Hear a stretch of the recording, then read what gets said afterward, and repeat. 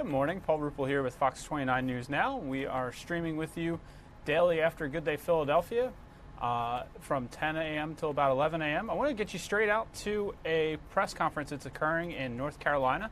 This is Governor Roy Cooper speaking about emergency preparations ahead of Hurricane Florence. Let's listen in. Don't relax. Don't get complacent. Stay on guard. This is a powerful storm that can kill. Today, the threat becomes a reality. Get yourself to a safe place and stay there if you haven't already. Over the next few hours, many roads will become unsafe and impassable from debris and flood waters. Don't drive during the peak of the storm, and don't attempt to drive through flooded roads. That puts your life in danger. I know many North Carolinians see updated storm tracks, changing categories of the hurricane, and landfall predictions. I'm concerned because I've even heard some people say that North Carolina is getting a break.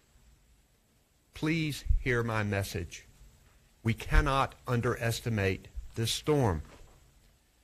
Wind speeds may have dropped some from yesterday, but we've traded that for a larger wind field that expands 200 miles with tropical storm force winds. And our greatest concern about this storm remains the same: storm surge and massive flooding. Both are going to be extreme. Catastrophic effects will be felt outside the center of the storm due to storm surge as high as 9 to 13 feet. That's the second story of a house. Battering winds and relentless rain that'll last for days.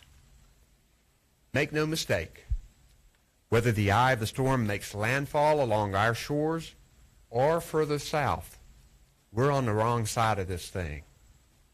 This storm will bring destruction to North Carolina.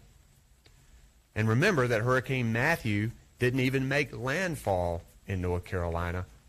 And look what it did to us. Floodplain experts at North Carolina Emergency Management know that from storm surge alone, tens of thousands of structures are expected to be flooded, and many more by rising rivers and creeks. If local officials tell you to seek higher ground, please listen.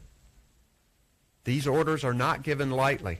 They are based on experienced emergency response experts who can predict dangerous and life-threatening situations. As of now, we have about 108 shelters that are open, with more than 7,000 people in them. Emergency management's goal is to set up even more shelters where people can stay safe throughout the duration of the storm and even after. We appreciate local communities stepping up to host storm evacuees, and we're grateful to the volunteers for helping us out at these shelters. I've ordered 2,800 National Guard soldiers to report for duty to help in this time of crisis, and we are truly grateful for their service. And we also want to thank their families and the families of all of the first responders who are making sacrifices with their loved ones who are serving with this natural disaster.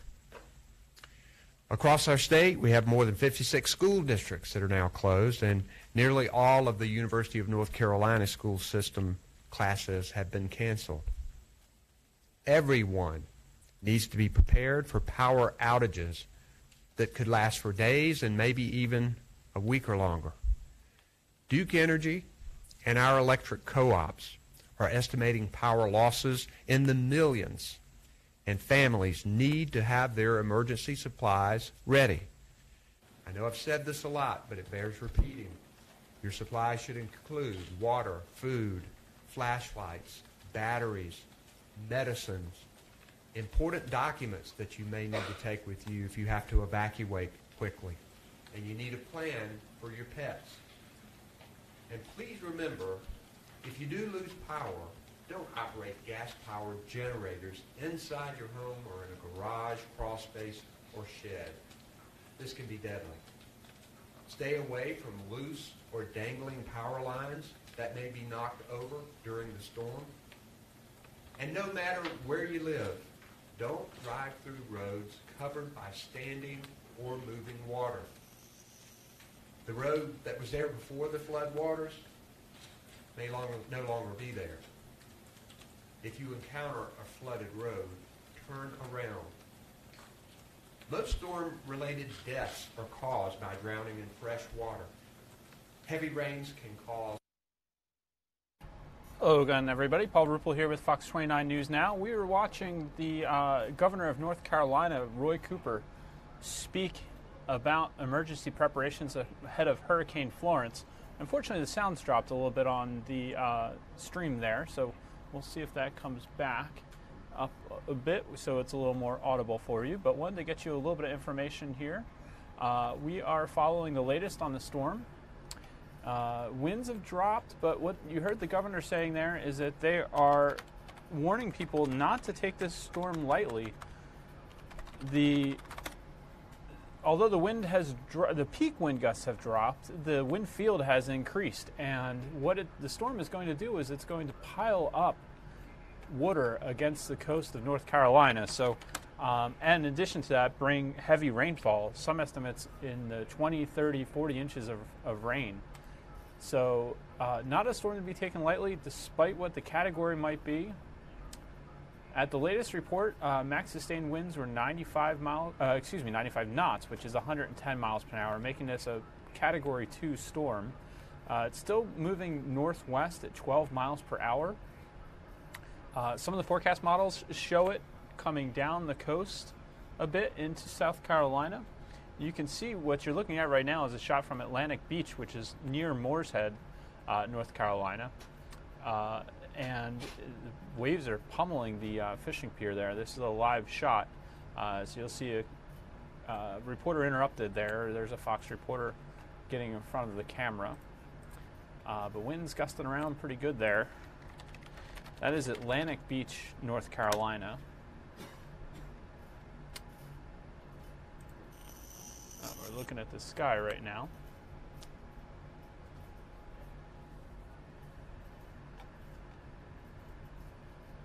Let's listen in on what the reporter's going to have to say here once he starts his report for Fox News. See, the rain is picking up. The waves are crashing onto the beach there. Again, this is Atlantic Beach near Morehead City, I believe, is the proper location for what you're watching right at this moment.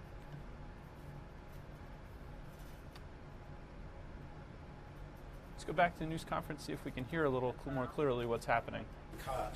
And I just want to echo what the governor said. We really appreciate all of our partners working with us at the federal and local level to ensure that the safety of the public during this event is of paramount importance, and we are committed to working with them every step of the way. Thank you, Governor. We'll now hear from our Secretary of Health and Human Services, Dr. Mandy Coe.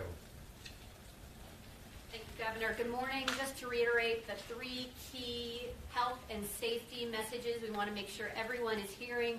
First, be prepared. Make sure you have your food, your water, your safety kit, and importantly, your medications, and be ready for the storm. Second, you're going to keep hearing this from us.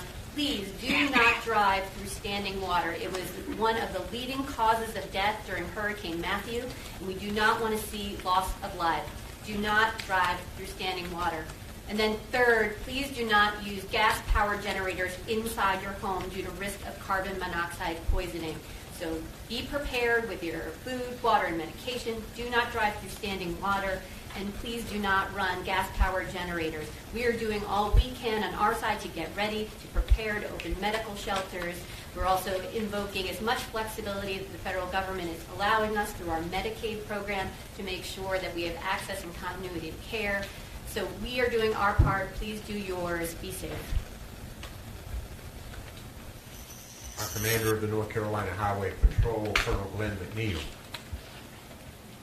storm surge, Janice, to Thank talk you, about? Good morning. Report from Fox The state highway reporter right there. 15-foot surge isn't anywhere near here yet. We have almost 24 hours for it to develop, and you can see the pier rocking as it takes these waves. You're talking about a little bit of common sense advice and the simple things. Well, this is the part here in Atlantic Beach, North Carolina, where we start talking about be safe. If you see water, turn around, don't drown. We are already seeing some flooding coming in because of the low-lying areas as you head towards Morehead City behind me. But right now, we are seeing the first of the water starting to surge in. And I talked to a resident a little while ago who told me that he is actually, because of the downgrade of the wind, going to ride it out because his biggest fear, believe it or not, isn't this water you're looking at. It's the flooding inland in in New Bern, in Jacksonville, and he fears that should he go inside, he knows the worst part of this storm,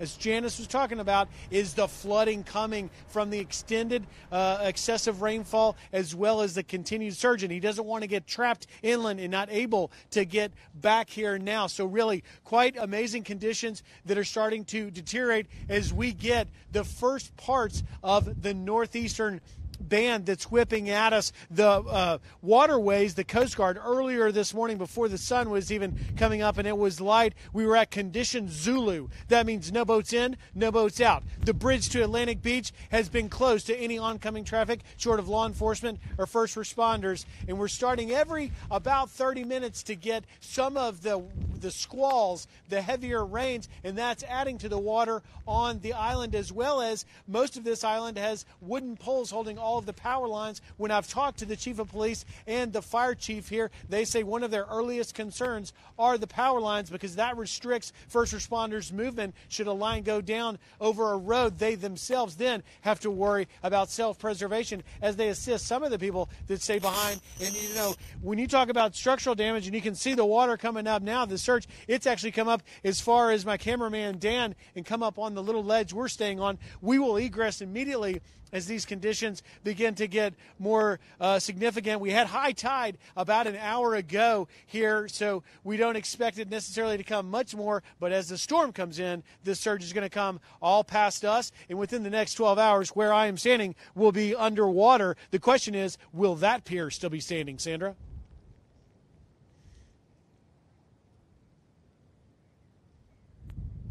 Again, you've been listening to a live report from a Fox reporter. I believe that's Ray Bogan out in Atlantic Beach, North Carolina, just off the, just out over against the Atlantic Ocean near Morehead City, North Carolina. Looks like he's adding to his report a little. Let's listen in. We had a pretty heavy storm about an hour ago, and that drove everyone out. But really, the beach, just to give a little bit of context, about 150 yards yesterday, you could walk halfway down this pier, and people were out here getting a last day of sun. And now it's all the way up to the dunes. They had storms 20 years ago, and they did a lot of sand reclamation to try and build these dunes up. But there's no doubt that these houses and these front porches are going to take a hit well before the full impact of this storm hits here. And, you know, here you can see now, Sandra, look at the surge coming up. This is the kind of stuff that we're talking about coming up, the debris in the water. And this isn't even the barely beginning of Florence's surge coming. That 9 to 13 feet is going to be much, much more serious in the coming hours.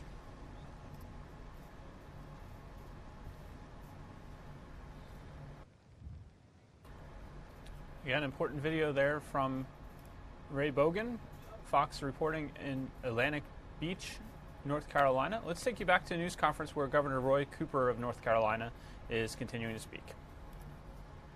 Bring into action where needed, but we also have some at our staging areas, and I'll let General Lusk speak to that if you will. Yeah, thank you, sir. Governor Cooper's been steadfast since the beginning of this to challenge all of us to pre-position resources so that we are indeed ready to respond as quickly as possible once the storm impacts us and begins to lift. As a result of that, 2,800, you've heard that number already. 600, a little more than 600 of them are right now committed to missions in the eastern branch, the eastern side of North Carolina, if you will, supporting those counties basically east of I-95.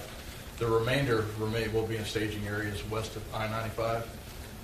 getting their equipment and everything ready so that they can indeed respond. It's important to also note that just a combination between North Carolina, South Carolina, and Virginia, there's a total of 6,400 guardsmen that are on duty. So we're in constant contact and coordination with each other, because in an event such as this, state boundaries don't matter when American lives are at risk. So we will be cooperating and helping each other out throughout the region. Yes, Lenny. Okay, Lenny Sue Paul with Spectrum News in Raleigh. We have a lot of viewers asking about volunteer opportunities. Many people want to help. Where should they go, or who should they call if they want to assist before, during, and after the storm? We would rather they volunteer through the established nonprofits that are already there that we're working with.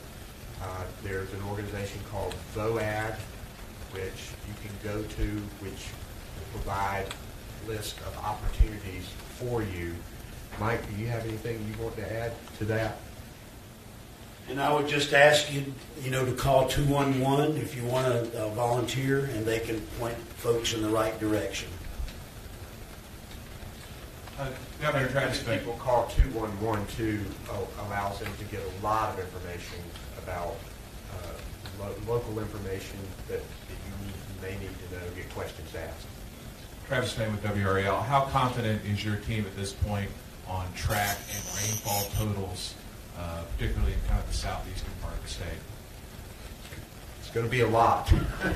We know that this storm is coming in, even if it tracks south some. We're on the bad side of this storm. The rainfall totals, we continue to hear from Katie Webster, our meteorologist, are devastating.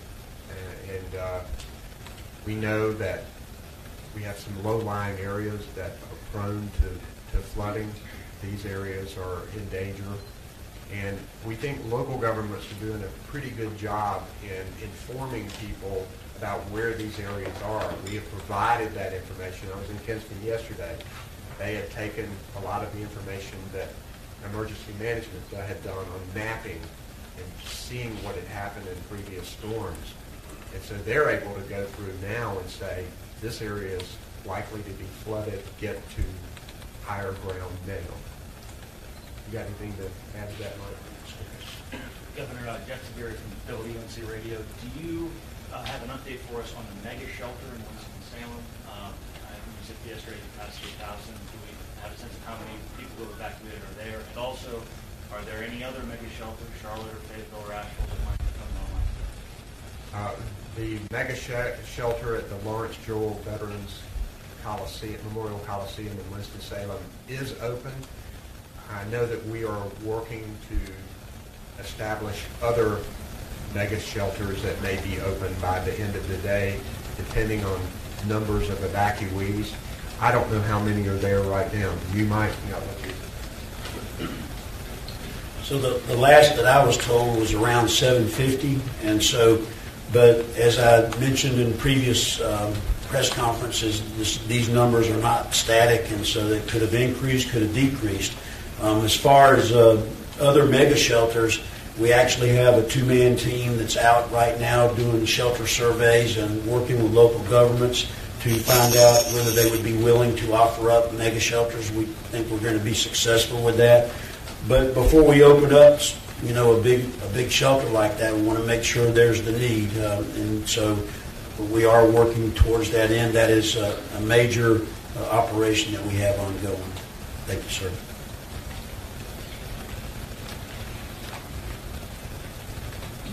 Governor Cooper, Alex Johnny with Vice News. I was hoping you could speak to the coordination with FEMA, sort of what that communication looks like, and whether you're getting the support you could need from the federal government at this point.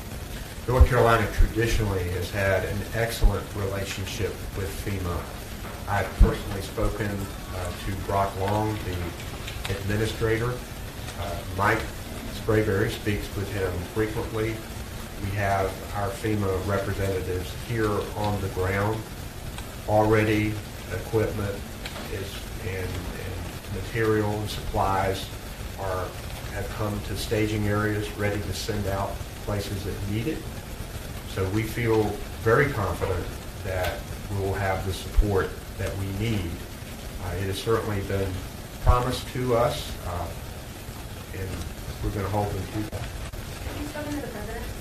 I have, and he said whatever we need. And I've also spoken with a number of cabinet secretaries at the federal level, from Secretary Azar to Secretary Carson to Homeland Security Secretary Nielsen to Secretary Wilbur Ross, several others. But I've talked to a number of them personally to make sure we have that federal commitment that's going to be necessary to make sure that we get the job done.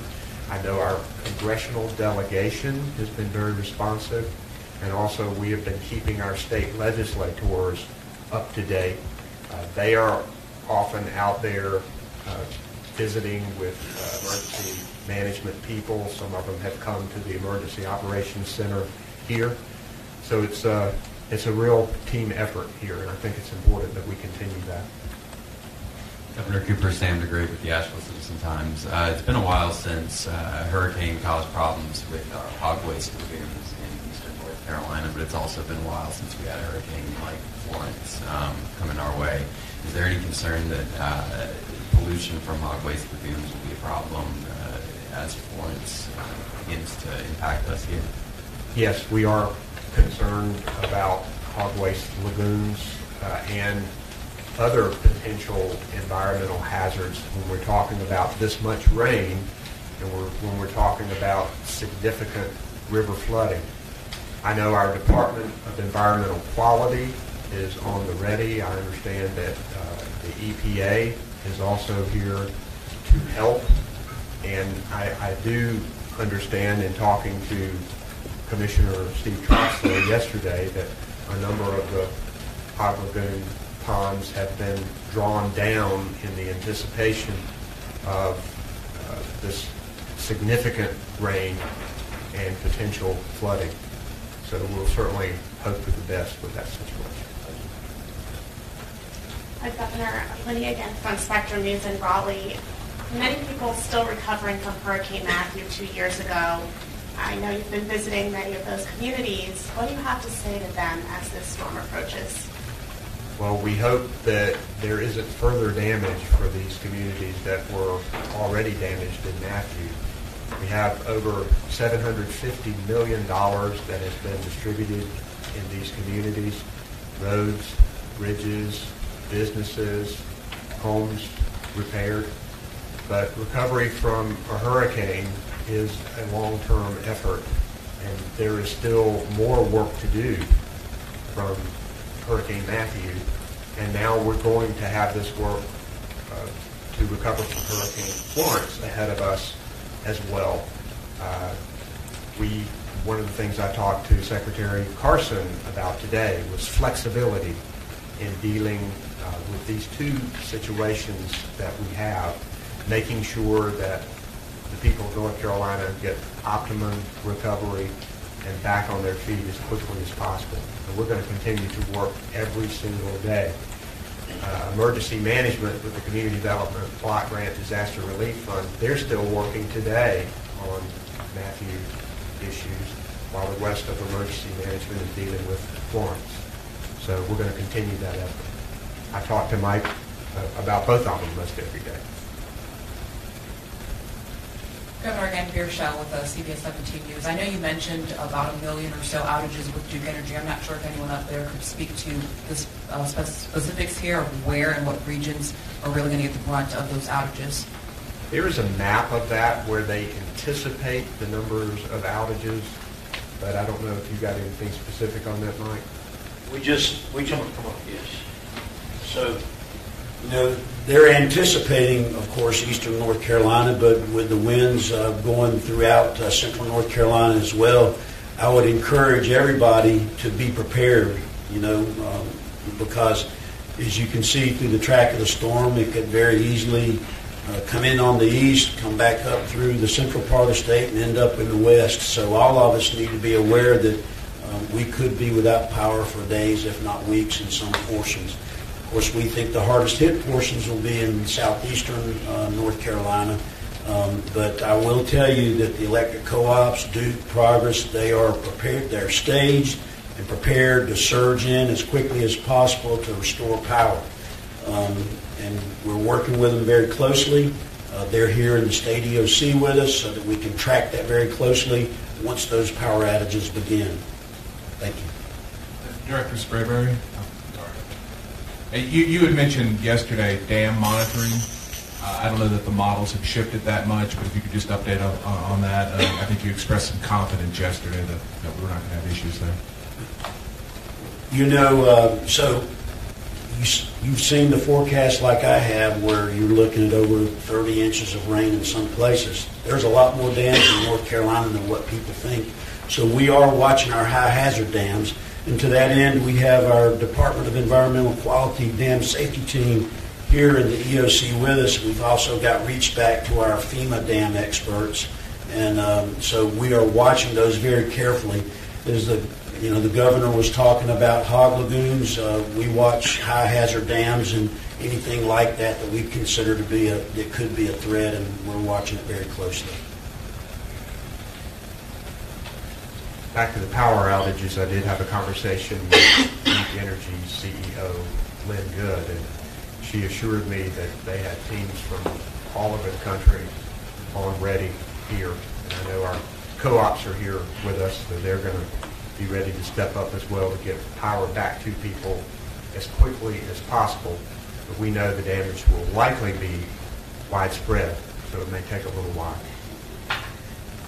Any other questions? Okay, we will see you at 5 o'clock. Is that right, guys? 5 o'clock. Thank you.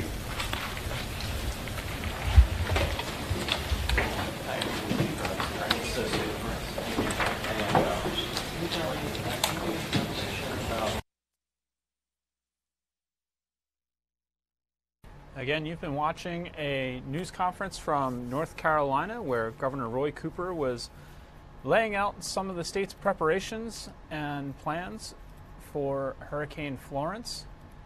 You can see the waves and surf definitely kicked up already as a result of the storm, as the outer bands are starting to move onto land. This is, as we mentioned before, this is Atlantic Beach, North Carolina, near Morehead City. And you can see the waves and rain just pummeling the fishing pier. You can actually see, I think, the fishing pier swaying a little bit with the waves coming in.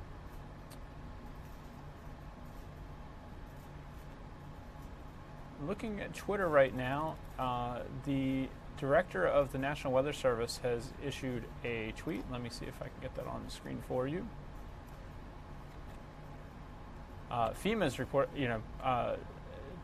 putting out advisories and information. One of their latest is storm surge is deadly. Anyone in an evacuation zone in the Carolinas and Virginia must leave now if they haven't yet.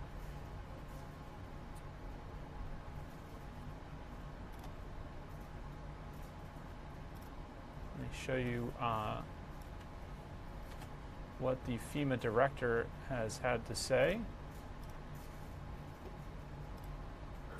Along with damaging hurricane-force winds, Hurricane Florence will likely bring life-threatening storm surge and catastrophic flooding from the coast to areas well inland. The window to complete preparation or evacuation is closing very quickly. Do it now. That message being sent about 38 minutes ago. So anyone in the area of the storm is highly encouraged to complete preparations, hunker down, and prepare for what at this time is a Category 2 storm with peak wind gusts of about 110 miles per hour. But as we mentioned, the wind field has been increasing. The storm is going to be pushing water up against the coast.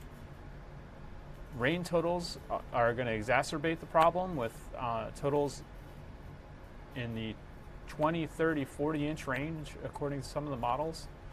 So officials urging, and North Carolina officials mentioning that this is a storm that they are not on the good side of. They are on in the northwest quadrant where the wind and rain are forced onto land and can be especially problematic.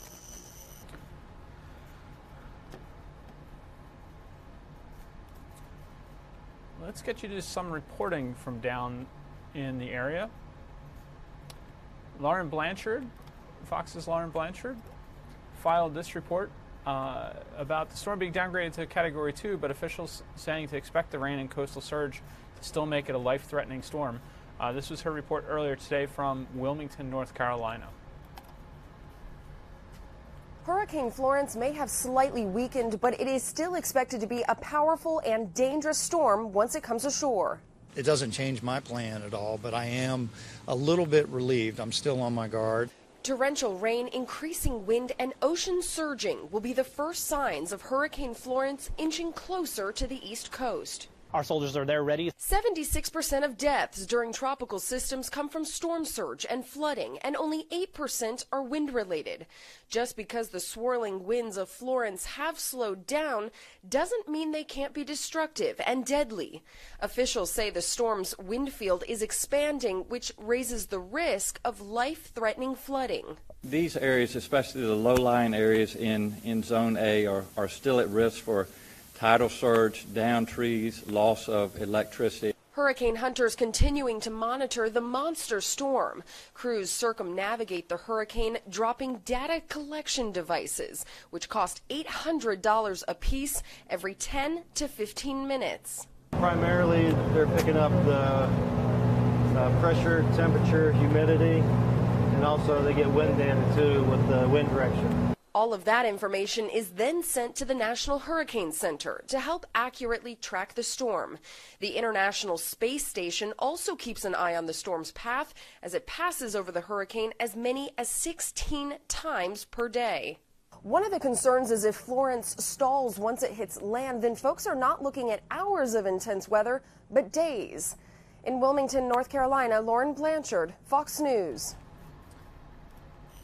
That was a report from this morning from Lauren Blanchard, Fox's reporter in Wilmington, North Carolina. Fox's Doug Luzader also filed a report this morning. His focus on FEMA preparations in Washington, D.C. We are very closely watching updates from the National Hurricane Center and here at FEMA headquarters, where they are trying to follow every twist and turn of this storm. These calm beach scenes won't last much longer in the Carolinas. Just a few more hours for a good portion of the East Coast to do this, board up and batten down. And for Rupert Michael Barnes in Myrtle Beach, it doesn't help that the forecast keeps changing. They're saying at first it was going to be a Cat 1, then Cat 4, now we're coming back. I mean, they don't know, but it's crazy. While Florence has been moving quickly toward the shore, it is expected to slow down, intensifying flooding concerns for FEMA. This is a major storm that's going to hit our coast. It's going to stay on our coast. It's going to dump amounts of water that some of these areas have not seen in a long, long time. FEMA has been trying to pre-position supplies and resources, but the agency has been under the microscope ever since what was widely seen as a flawed response to Hurricane Katrina back in 2005, and more recently Maria's impact on Puerto Rico last year. At a White House event, President Trump said FEMA was prepared. And they're all ready, and we're getting tremendous accolades from politicians and the people. We are ready. And FEMA shot back at Democratic accusations that $10 million in funding had been shifted to immigration enforcement, saying the money could not have been used for hurricanes.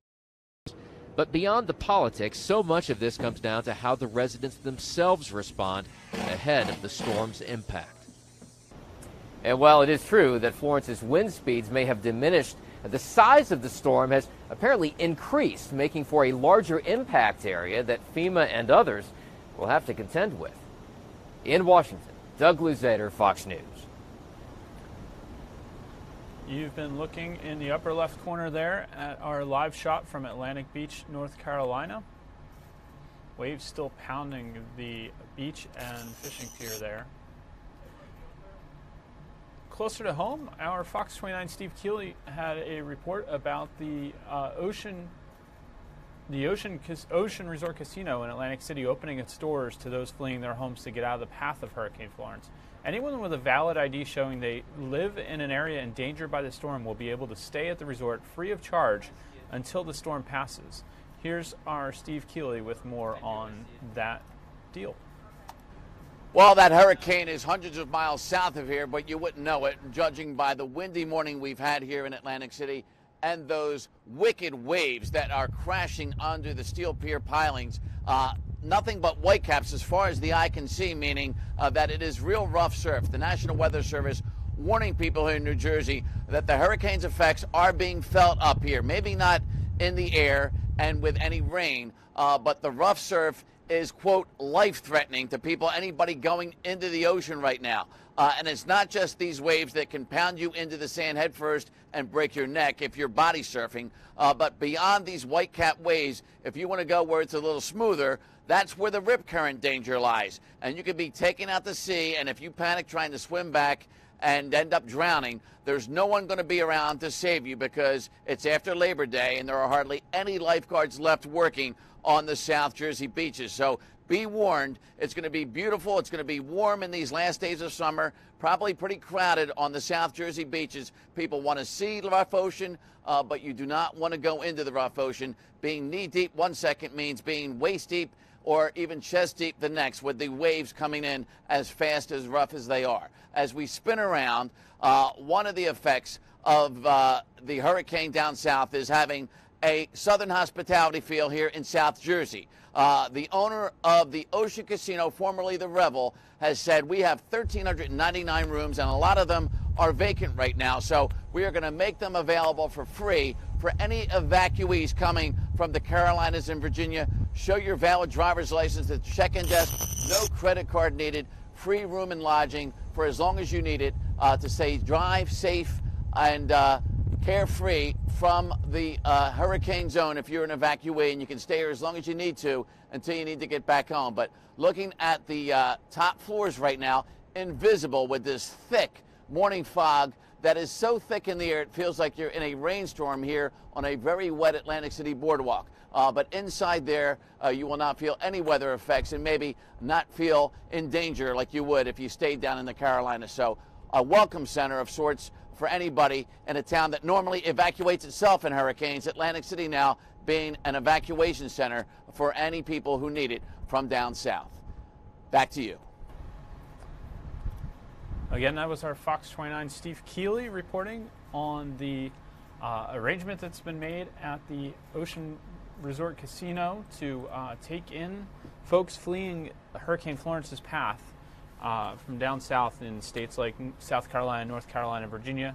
If they make it as far north as Atlantic City to seek shelter, there is the possibility of staying there as a place to rest and seek shelter. I want to get you one other story from our area. This is a partial building collapse that occurred this morning. Earlier this morning, emergency crews responded to a partial building collapse in Northern Liberties. Firefighters were able to rescue 3 people who were inside the building at the time.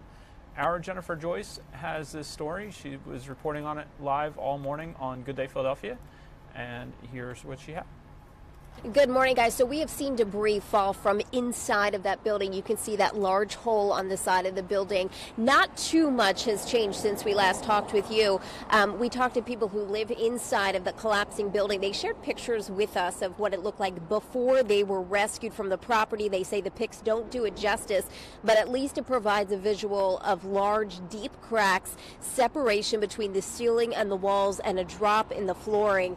L&I says this building is in danger of collapsing, which means no one will be allowed back inside the building. The 3 victims who live in the 3rd floor apartment weren't hurt, incredibly, but they tell us the situation was, of course, scary, and now they have no way of getting any of their belongings. We stood to the supporting wall on the other side of the building, and then we tried to get out of the building, but I guess the metal safety door locked because the wall shifted, so we couldn't actually get out of the apartment. Like, all our stuff is in there, so we don't have our wallets, we don't have our laptops, we can't get in the building, we can't get our car keys to get in our cars, so we're just kind of stuck, so we don't know what we're going to do. A lot to figure out there. Steve Westbrook says the Red Cross has offered to put him and his 2 roommates up in a hotel for a few nights. They are hoping that the owner of the property will be able to give them another rental unit. They're trying to figure out the logistics as city officials, again, are on standby should this building come crashing down. Back to you. That was Fox 29's Jennifer Joyce reporting live from Northern Liberties. Let's get you out to looks like there's an interview occurring at that Atlantic beach location in North Carolina. Let's listen in. Here now, it's either time to get off the island or hunker down. And I think if they hunker down, that they'll be okay through the rest of the storm. We just don't want people out and about during the storm. Well, there's a curfew in place in town now to prevent that. Lastly, I know you got to run. You got a lot of important things to do. But already a lot of forecasters are saying, the legacy may be inexpensive, a lot of damage. Have you begun to think about what was going to come out of the storm? Not really. I mean, we're worried about what happens after the storm passes. We're just focused on safety now and making sure that our team is where they need to be to respond to any human safety issues. And actually, lastly, is there anything with the national audience watching, other states, federal government, is there anything you feel you need you don't have? No, I think we're well prepared. We coordinate well with our county, with the state of North Carolina, and up through FEMA. So we're getting all the support we need from our partners, and we feel like we're as ready as you can be for one of these things. Thank you, Mr. Mayor. Thank you. Thank you. Thanks.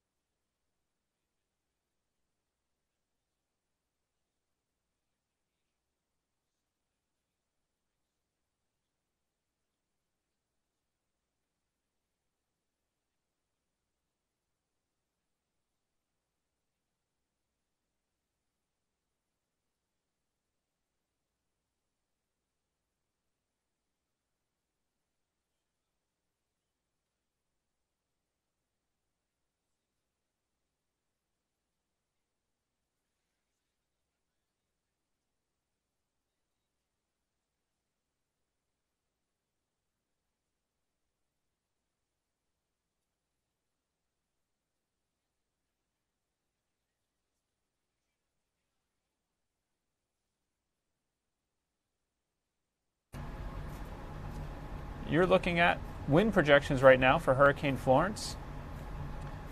Been looking at some animations and graphics from our Fox 29 Weather Authority.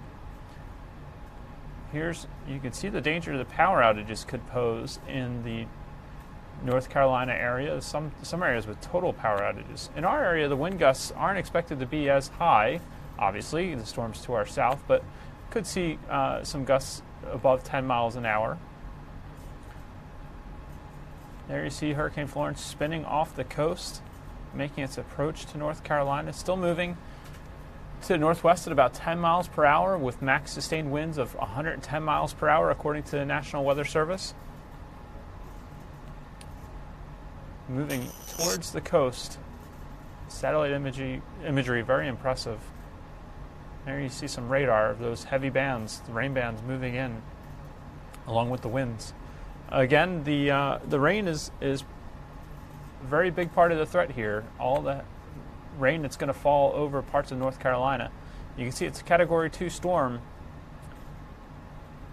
It will eventually move up the mid-Atlantic inland and perhaps affect our weather within a couple days. Right now it's just pushing some higher waves towards the farther northern coast of mid-Atlantic. Could reach 8 feet in Cape May County, New Jersey. Rainfall projections, Wilmington still projected to get about 25 inches of rain. And those winds in excess of 90 miles per hour over land.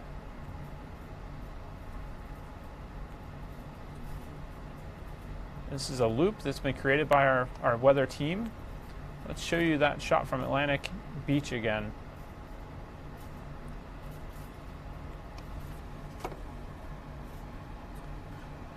Moments ago, House Speaker Paul Ryan held a news conference to discuss the wow, you can see the fishing pier really swaying there. House Speaker Paul Ryan held a news conference. Let's see if I believe he may have spoken about the preparations for Hurricane Florence. Let's give a listen to that.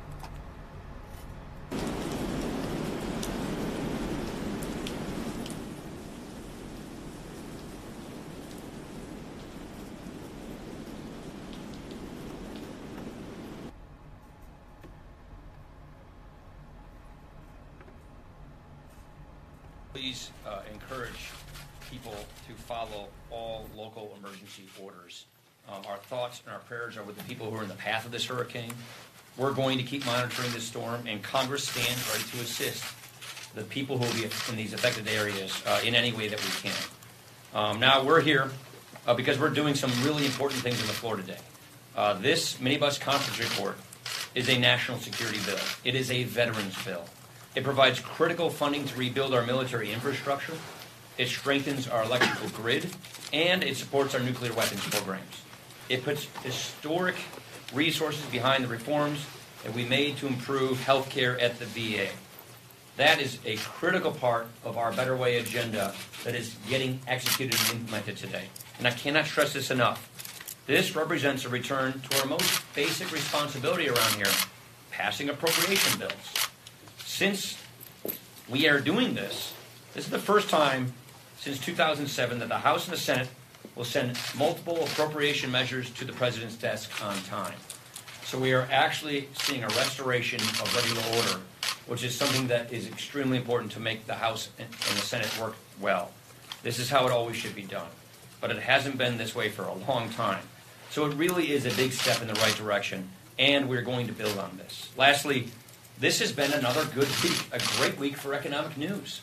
Yesterday, we got news that median household income has increased to a record high. This comes on the heels of Friday's report showing wages had their biggest increases since 2009. The bottom line is this. Americans are earning more. Their finances are improving. People are better off. This is what matters. We can do a lot of work here in Washington, but what really counts is how these policies improve people's lives. And here we see yet another sign that we are on the right track, that the policies we have put in place in this Congress are indeed improving people's lives. You can learn more about this by going to better.gop. Any questions? Herbert. I hope you'd indulge me in... Again, you were listening to House Speaker Paul Ryan there. That was the GOP's weekly news conference where he briefly spoke about Hurricane Florence and preparations for it before moving on to some of the business of the House of Representatives. Earlier today, FEMA also held a news conference. Let's give a listen to what they had to say about preparations for the storm. We are here to give you an update from the whole federal government, the whole community, update on preparations for Hurricane Florence. This morning the briefing is on the record. As a reminder, please keep in mind our ASL interpreter here for your camera shots. We'll just jump right into it. I'd like to introduce FEMA Administrator Brock Long. Hey, good morning. Appreciate everybody being here. Appreciate the job that the media has been doing to get the preparedness message out to our citizens today. But before we get started on Floyd, I'm very aware of a recent article that in regards to an ongoing investigation by the OIG in regards to FEMA vehicle usage.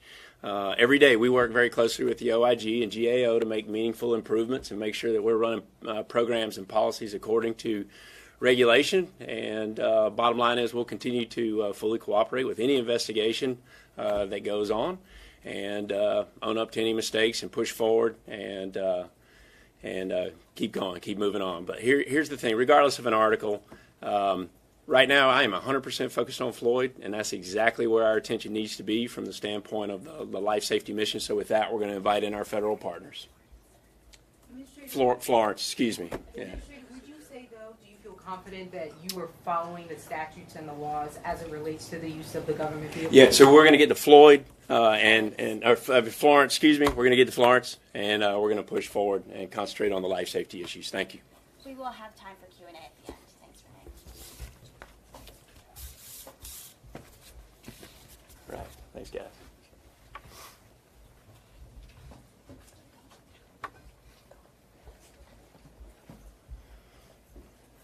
Got Linda?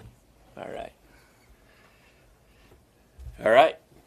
So in regards to Florence, just because the wind speeds came down, the intensity of this storm came down to a Cat 2, please do not let your guard down. The storm surge forecast associated with this storm has not changed. It has remained the same. Here's why.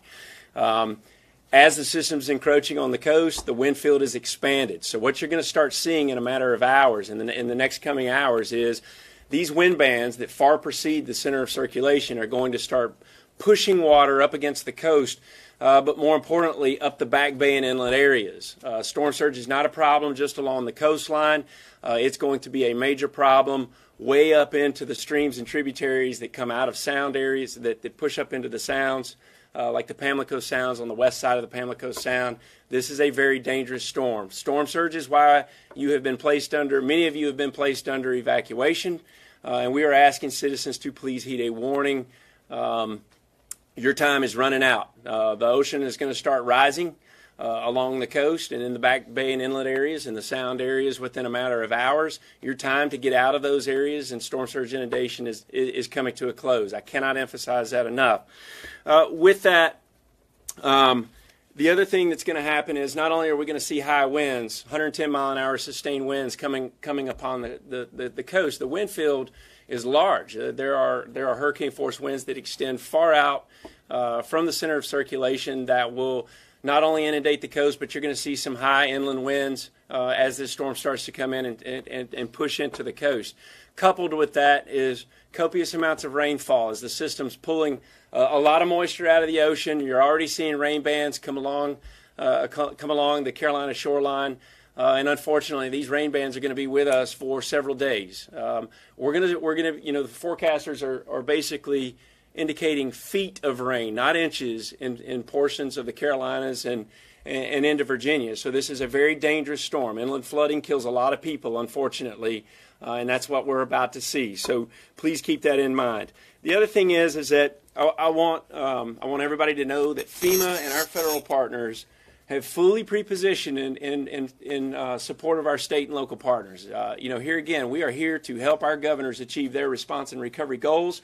Emergency management is a team sport. It is a whole community effort. As this system pushes through, right now we're focused largely on life safety, supporting evacuation movement, supporting mass care.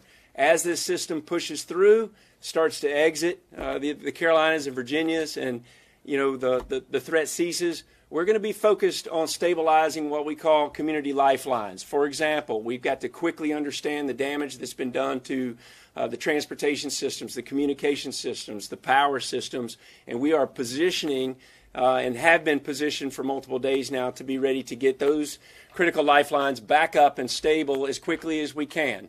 But let me set the expectations. This is a very dangerous storm. We call them disasters because they break things. The infrastructure is going to break.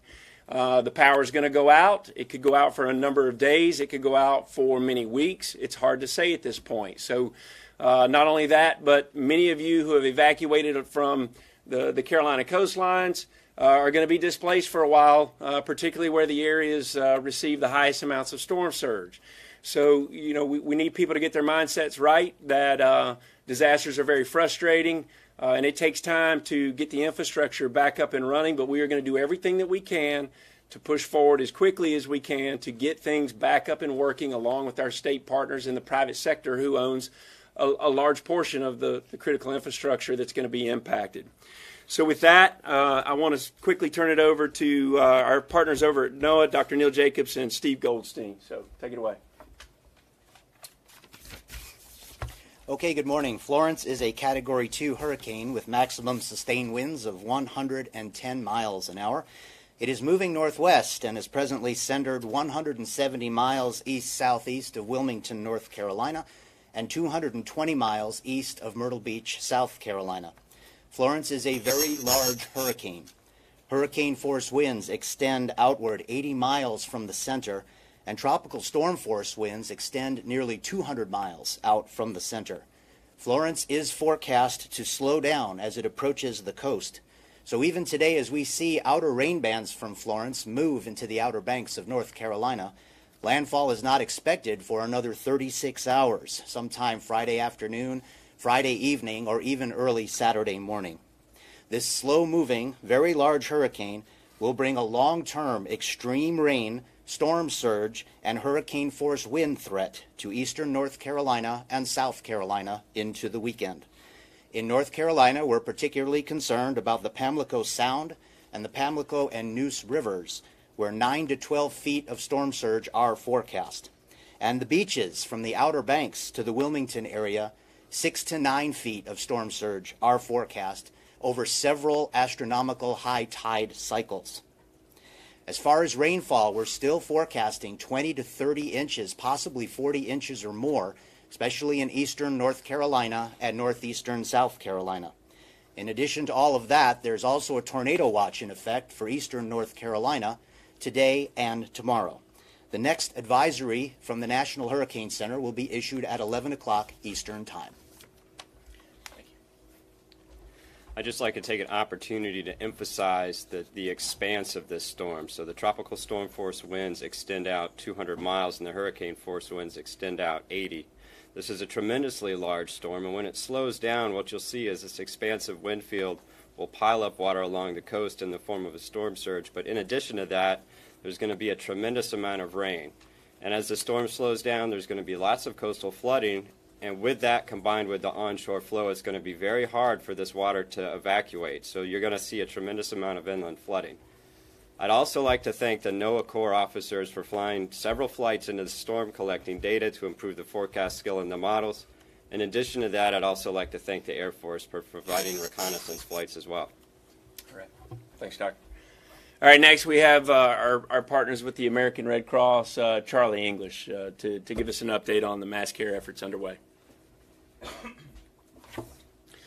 Thank you, Administrator Long, and we certainly appreciate your leadership and your inclusiveness of our faith-based and private nonprofit partners on the team. So thank you very much for that. The Red Cross and other private nonprofits continue to pre-stage resources in the theater of operations in the Atlantic area. I'd just like to set a little expectations. If the public has not experienced staying in a shelter in the past, you'll be safe, but conditions are Spartan. So we'd ask you to bring your toothbrush, your pillow, other comfort items with you, and we'll keep you safe until the storm passes. And then post-landfall and post-impact, it'll be a more comfortable situation for you. Would also like to take the opportunity to say that this storm is a significant event. Our resources will be stretched. If you're fortunate enough not to be impacted, we would like to have you consider being a volunteer. You can do that at redcross.org or any other of the other fine agencies that you choose to volunteer with. Thank you. All right. And folks, one of the most powerful arms of the whole community is the non-governmental organizations like the Red Cross. And here again, when this storm passes, this is about neighbor helping neighbor all the way up to the federal government. So if you're looking to get involved and you're not in, the Carolinas, but you're looking to get involved to help out the situation once this thing's passed, go to invoad.org. Or redcross.org. So thank you again. Next up, we have our partners with the Army Corps of Engineers, Mr. Ray Alexander. Thank you, Administrator Long. Good morning. The Army Corps of Engineers is prepared and ready to respond to Hurricane Florence, working with our federal family members and state and local partners. To date, we have over 200 personnel engaged with over $6 million in mission assignment dollars from FEMA, 19 mission assignments, and over $13 million in federal coastal emergency dollars. In our Pacific Ocean Division continues to assess and respond to the effects from the typhoon and the hurricane out in the Pacific. While here in the Atlantic, under our Stafford Act authorities, we're postured to provide temporary power support, debris management, temporary roofing, housing, and conduct infrastructure assessments in the Carolinas, Virginia, and elsewhere where needed. As far as dams, there are 5 Corps of Engineer dams in Virginia and North Carolina. All have sufficient flood control capability to accept the effects, the precipitation from Florence. We're working with the Army's Installation Management Command to ensure that dams on Fort Bragg, North Carolina, Fort Jackson, South Carolina, any effects of Florence to those dams are mitigated. In terms of navigation, we're closely working with our partners from NOAA and the U.S. Coast Guard and prepared to rapidly open federal channels and other navigation. And finally, in flood response, we are integrated with state and local county governments to provide technical assistance in flood fighting, both before the storm and after. Thank you. Thank you. Next up, our partners with the Coast Guard, Rear Admiral Austin. Thank you, Mr. Long. The safety of the people in Hurricane Florence's path, as well as our own Coast Guard men and women and their families, are our top priority, and we are working in close concert with FEMA and our other federal, state, and local partners in preparing for the storm. In preparation for the storm, the Coast Guard has taken the following actions. The ports of Wilmington and Morehead City, North Carolina, as well as the entrance to the Chesapeake Bay, have been closed. And in preparation also for the storm, we've pre-staged shallow water response boats, as well as bringing in additional search and rescue aircraft, which will be staged in Air Station Savannah, Georgia. And we've moved aircraft out of the Air Station Elizabeth City to be ready to come in behind the storm as soon as it is safe to fly those missions. Coast Guard is also pre-staging other deployable specialized forces with additional law enforcement, security, and oil and hazardous materials response resources. You've been listening to the FEMA news conference from earlier this morning. It occurred around 9 a.m. today.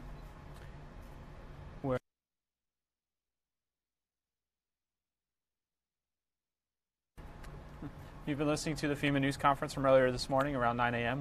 where a lot of the agencies responsible for responding to Hurricane Florence have been laying out their plans and preparations. Let's get you back out to North Carolina. This is Fox's Griff Jenkins has an interview with the Atlantic Beach Police. I believe I misidentified him earlier. This is Griff Jenkins of Fox News talking with Atlantic Beach Police. You did a lot of preparations, but is there anything you need from a local, statewide, or even federal standpoint that may be helpful to you now or even after? Right now, I think we're pretty good. We're in contact with the EOC over in Morehead City that is connected to FEMA and all the other assets that we'll have, and we'll just have to wait and see with the aftermath and see what we are facing at that point in time.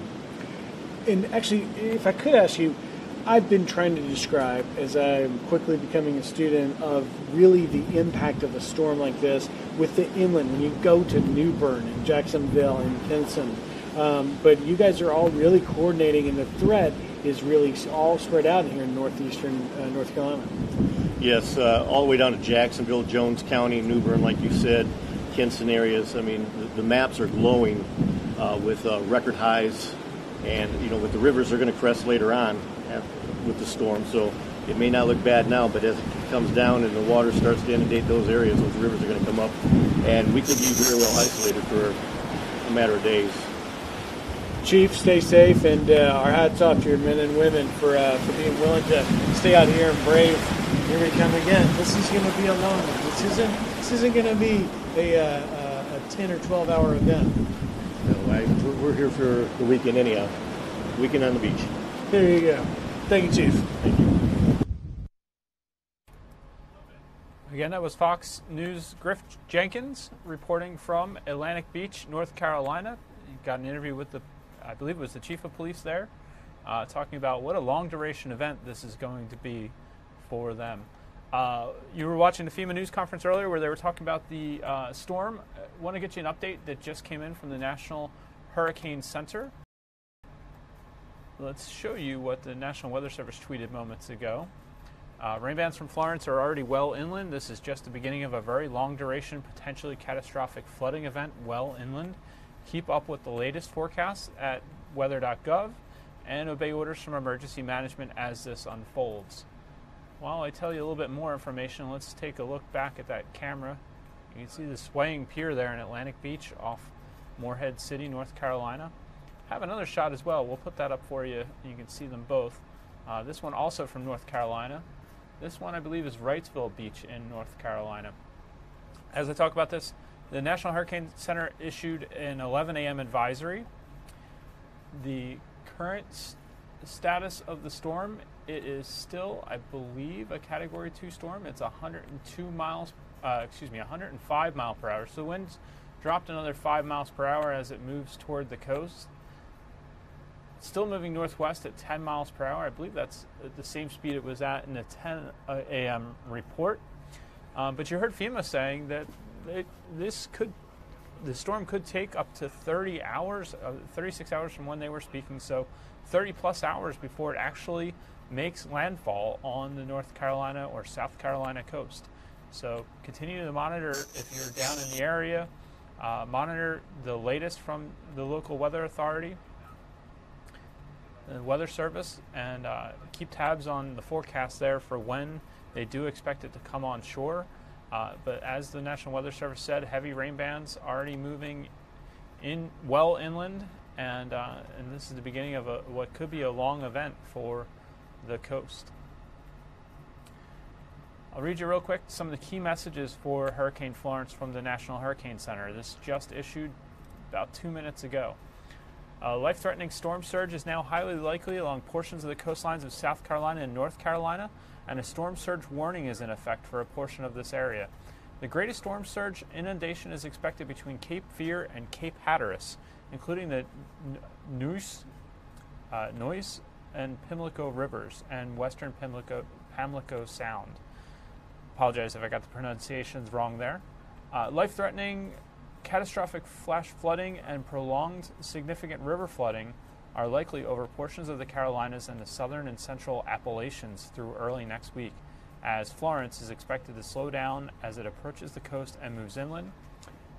Damaging hurricane-force winds are likely along portions of the coast of South Carolina and North Carolina as soon as this evening, and a hurricane warning is in effect. Strong winds could also spread inland into portions of the Carolinas. And lastly, large swells affecting Bermuda, portions of the U.S. East Coast, and the northwestern and central Bahamas will continue this week, resulting in life-threatening surf and rip currents. So certainly if you're in our area, up here closer to Philadelphia, as we mentioned, wave heights will be higher, surf will be more dangerous with rip currents. Later this week, it does appear that we'll be impacted by the low pressure system, the remnants of Florence, as it moves up into the interior mid-Atlantic. There you see the wave heights, pretty high off the coast there. Let's get you a look at the forecast for our area before we go. First, current conditions. Let's show you Old City, Philadelphia, right outside our studios here at Fox 29. It's currently 74. Dew point is 70, so it's still humid. Winds out of the east at 11 miles per hour, so it is a bit breezy out there with the storm to our south. Oops. There we go. See, we got some rain yesterday,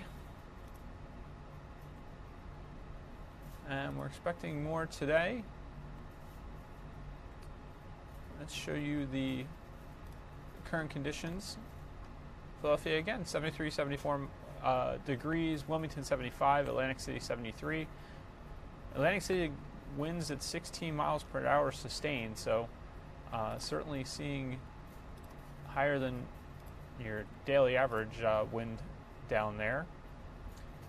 Should be gusting a bit higher as the storm continues to push wind and waves toward the coast.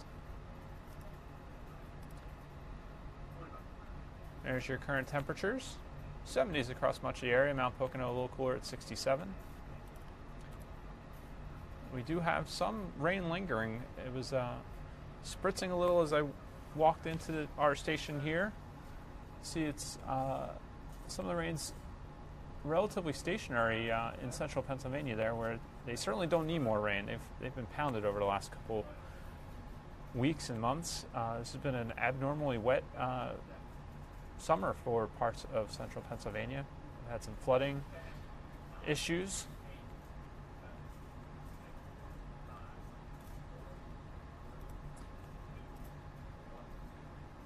We did get to a high of 85 yesterday, which is above normal for this time of year. Our average is about 80.